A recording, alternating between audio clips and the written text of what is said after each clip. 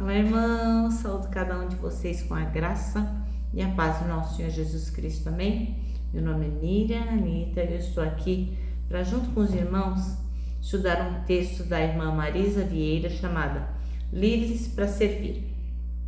Esse texto foi escrito para o Manancial, que é um devocional produzido pela União Feminina Missionária Batista do Brasil, que oferece meditações diárias para nós baseadas na Bíblia, que é a palavra de Deus, e o objetivo é de inspirar, exortar e edificar a nossa vida espiritual.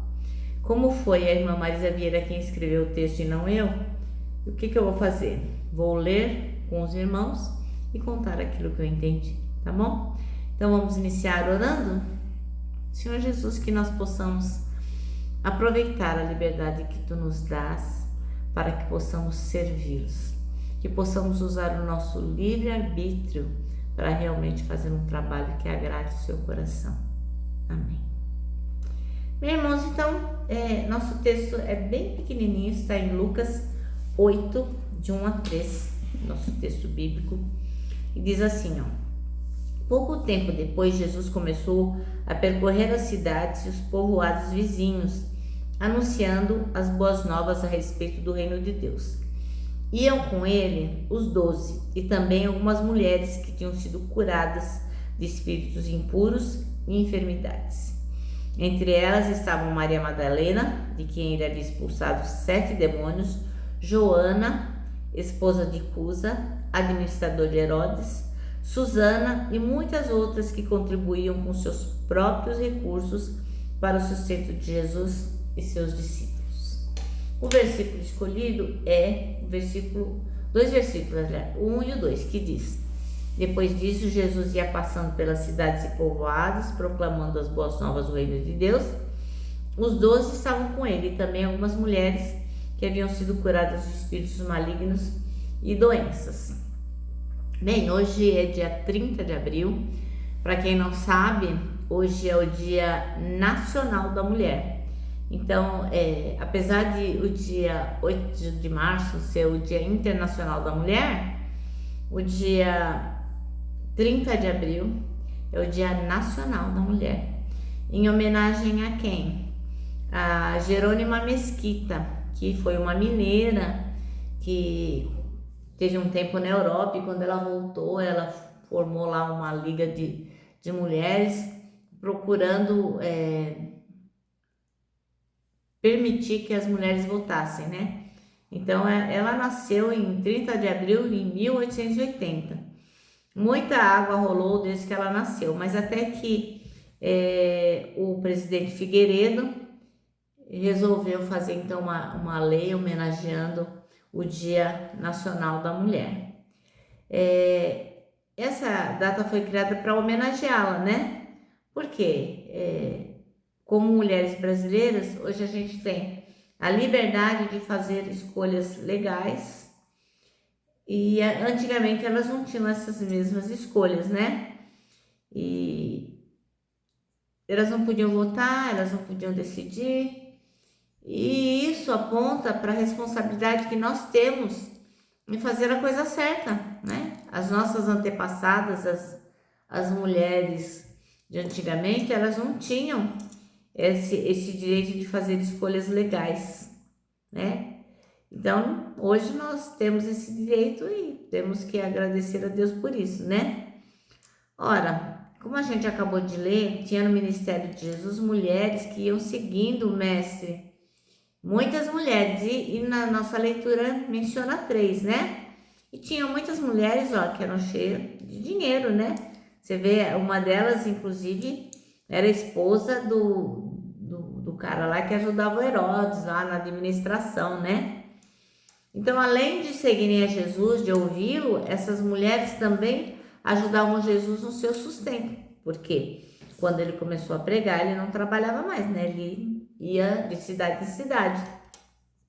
E aí, para que ele pudesse continuar a sua missão, elas acabavam ajudando-no também, no sustento, né?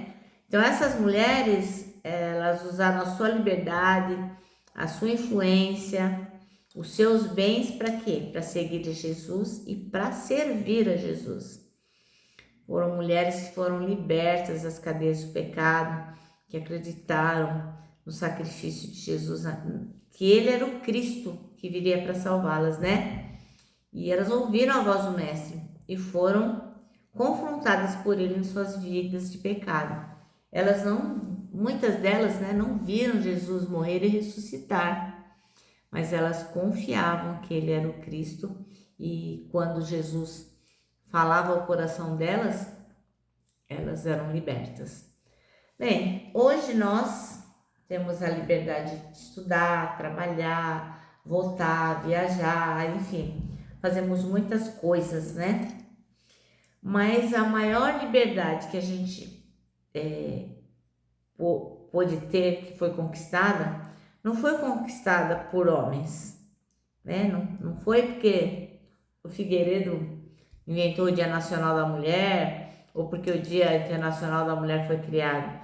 A maior conquista foi feita por Jesus Cristo.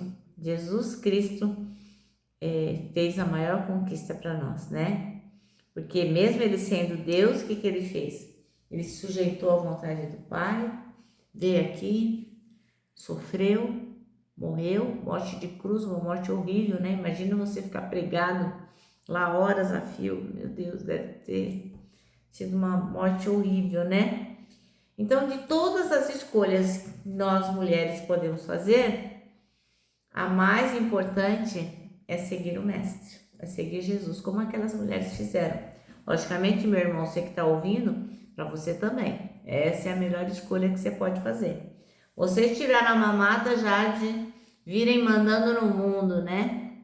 Mas não adianta mandar no mundo se não tiverem Jesus, né? Como diz a palavra, que importa ganhar o mundo se não tiver Jesus?